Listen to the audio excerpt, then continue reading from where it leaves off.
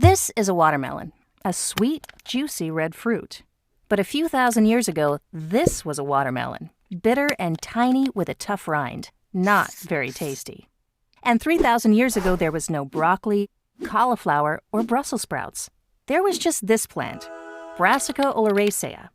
From that one species, we now have all these vegetables. How is this possible? Since the dawn of agriculture, we've manipulated our crops to alter how they look, grow, and taste. For example, early on, we began selecting individual plants with traits we like and cultivated them.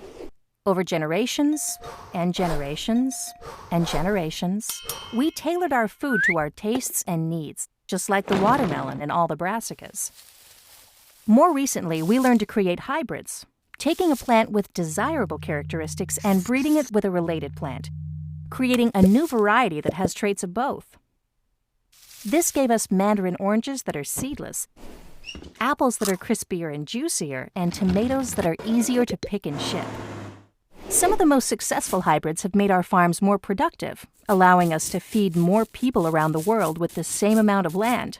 Today, we have even more control over our food through the use of genetic engineering. Scientists can take a piece of DNA from one species and insert it into the DNA of another, creating a new variety of the plant with traits it didn't have before. These are called genetically modified organisms, or GMOs.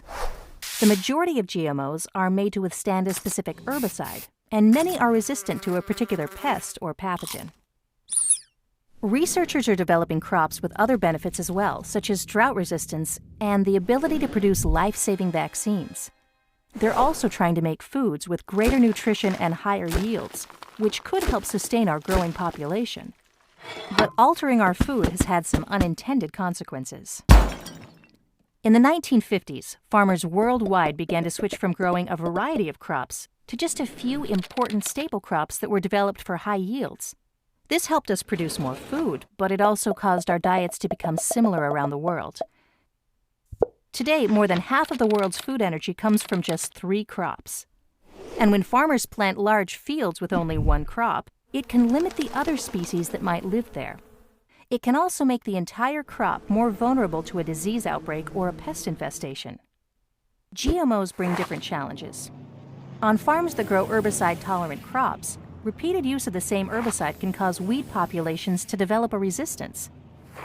Farmers often react by using more and more of the chemicals, and in stronger doses. And some studies show that GMOs could breed with close relatives living nearby and pass their traits on to them.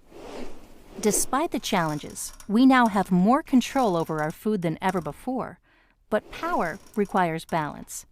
Only by understanding the impacts of our ingenuity can we decide how much we can and should intervene to shape the future of our food.